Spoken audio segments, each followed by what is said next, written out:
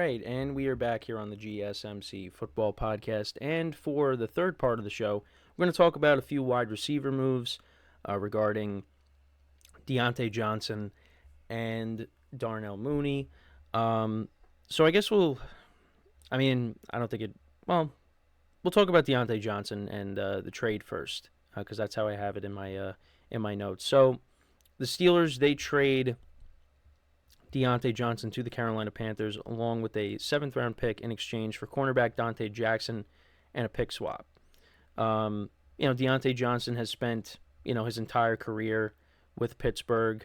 And listen, the Panthers, they need to add some playmakers to help out Bryce Young. This past season, so in 2022, Diontae Johnson did not score a touchdown. The last time he scored, he did score touchdowns in 2023, but didn't score a touchdown in 2022. And it was just funny because every week it was like, the last time that he caught a touchdown pass, Ben Roethlisberger was the quarterback. So he did finally catch a touchdown. He ended up finishing with 5 touchdowns on the season, and he had 717 receiving yards. He did have over 1,000 yards back in 2021. That was Big Ben's last season. So he comes in. He's now going to be another weapon for Bryce Young, which is big. I know. Listen, Adam Thielen had a good season for them, but you're trying. You want to add more playmakers around Bryce Young. And again, I don't look at Diontae Johnson as this elite wide receiver, but I think he could definitely help out. When it comes to Bryce Young. So, the Steelers got Donte Jackson. He spent his entire career with the Panthers after being selected in the second round of the 2018 draft. Started 16 games in 2023, recording no interceptions, but has 14 career interceptions overall. The Panthers are planning to trade or release Jackson before the trade with the Steelers. This fills a void for the Steelers secondary after the release of Patrick Peterson. I think really the weakness for the Steelers on their defense is probably their secondary. So, adding a corner, that's definitely huge.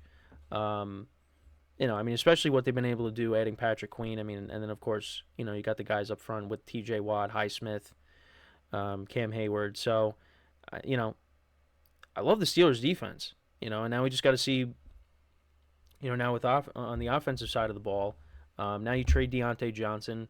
That's a weapon you end up losing. So we'll see. I'm guessing the Steelers are going to try to draft a receiver. You still have George Pickens, of course, Pat Freiermuth. I know Calvin Austin, who they drafted. I know he made some plays for them last year, so maybe he's going to have a bigger role. So I think that was a good trade for both teams. They were addressing needs. So the Steelers send Diontae Johnson and a 7th-round pick to the Panthers. Panthers send Donte Jackson and a 6th-round pick to the Steelers. So, interesting trade. Again,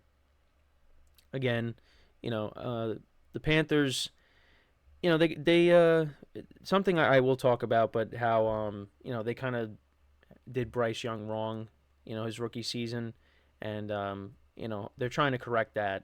Now, they actually did sign a couple of offensive linemen, which I think was huge. So the Panthers, they did sign Robert Hunt from the Dolphins, a guard, 5-year contract, $100 million, $63 million guaranteed. So they signed him, and then they also signed Damian Lewis, another guard from the Seahawks, to a 4-year, $53 million contract with $26.2 million guaranteed. To get better protection around Bryce Young, that's huge. And then you bring in Diontae Johnson, you add another weapon. So hopefully, the Panthers are now going in the right direction.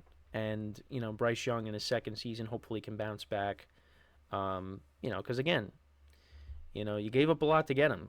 And, the first season was rough. And, I've talked about this division and how right now, I look at the Bucs, the Saints, and the Falcons. It's going to be between those 3 teams. I still think the Panthers are below them. But, next year, maybe it could be different.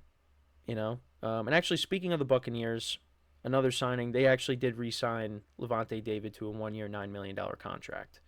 So the Bucks pretty much brought back all their free agents, which I think was huge. Other than that, they really haven't added anybody else. At least not that I'm aware of. But yeah, I mean, bringing back all your key guys was huge. So let's see what else they can do potentially. So yeah, and then the other move I wanted to talk about was Darnell Mooney.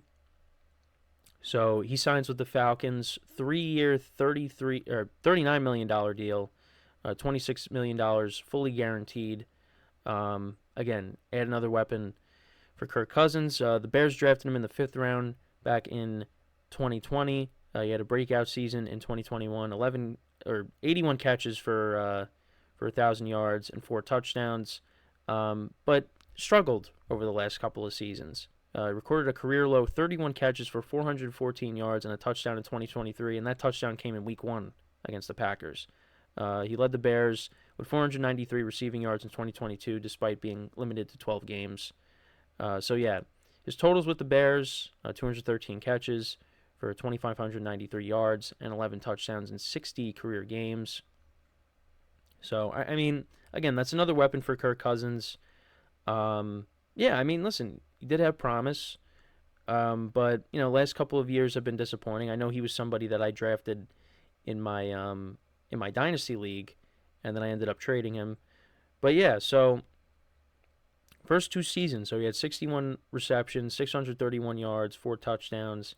Then the following season, he had 81 catches, 81 receptions, for 1,000 yards, 4 touchdowns. But yeah, last couple of seasons, 40 receptions for 493 yards and 2 touchdowns. And I just told you his 2023 stats.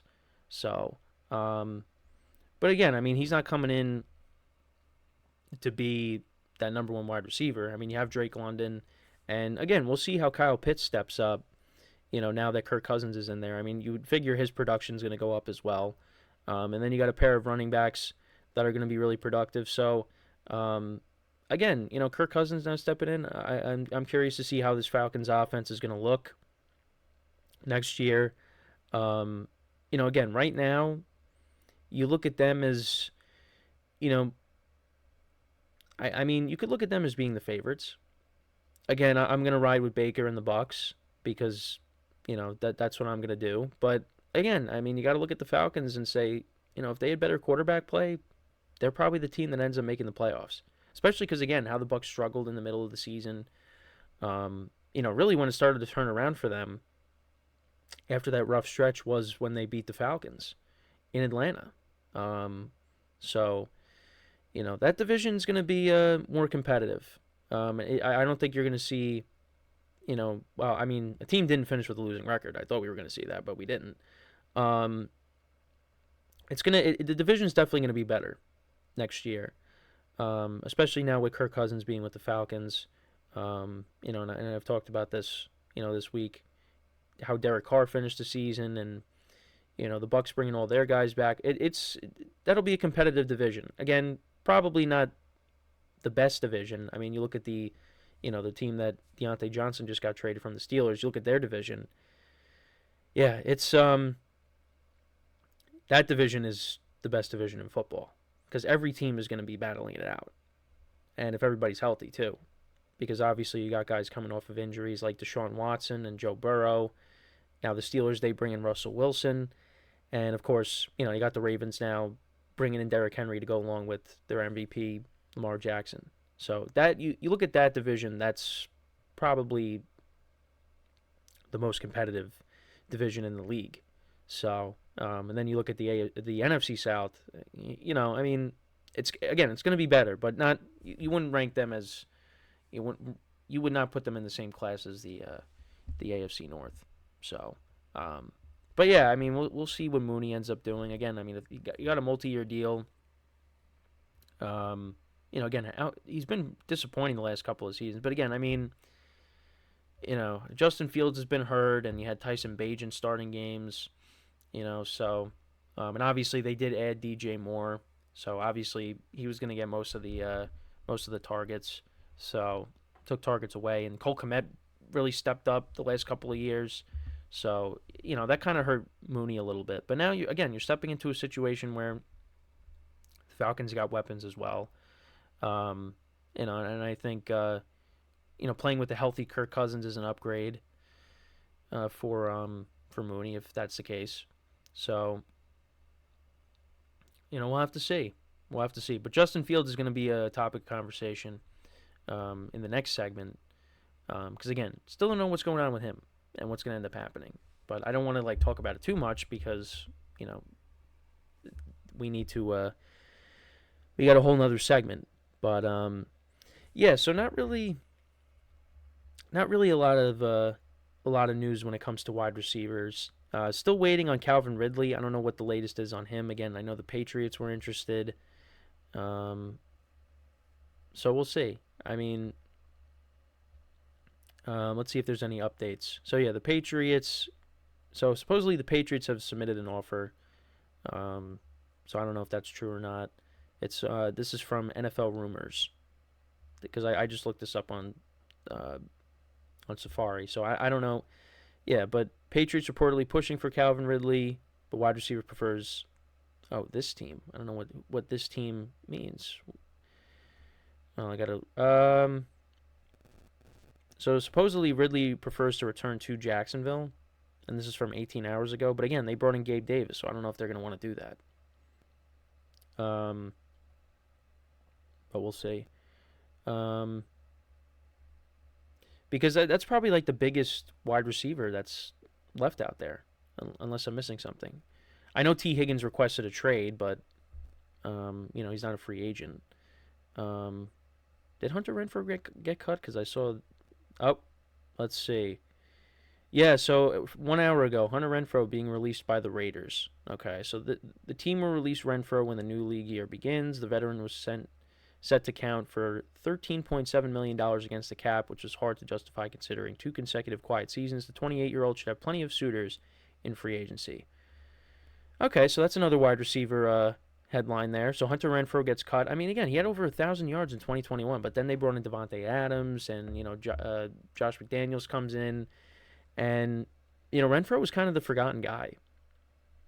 So I hope he ends up in a good situation. Also because I do have him in one of my dynasty leagues. So and that's what I was looking at. I'm, again, hoping he ends up in a good situation. So I just think, when you add Devontae Adams, Devontae Adams is going to get most of the targets, so. Curious to see where he could potentially end up, But yeah, so that's more wide receiver news. There you go. See, that's more breaking news there. Again, not something that is game changing, but at least it's something. So we'll see where he ends up.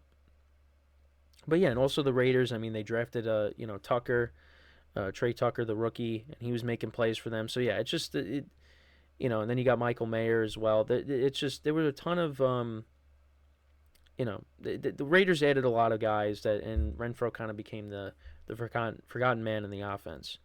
And I'm interested to see what they end up doing with the running back situation. Because right now Zamir White is the lead back, and did well when Josh Jacobs got hurt. So the Raiders are probably bringing somebody else to go along with Zamir White, whether it's through the draft or free agency, we'll see. But yeah, so Renfrow gets released, and we'll see where he ends up going. But let me know what you guys think about the 2 moves in this segment here. Diontae Johnson to the Panthers, a good move for the Panthers, and also for the Falcons. How do you see Mooney working out with them and Kirk Cousins? So when we come back from our final break of the show, we will discuss Justin Fields, the Justin Fields conundrum. So we'll get into that, what's the latest, and that will end off the show. So with that being said, stick around, and we'll be right back here on the GSMC Football Podcast.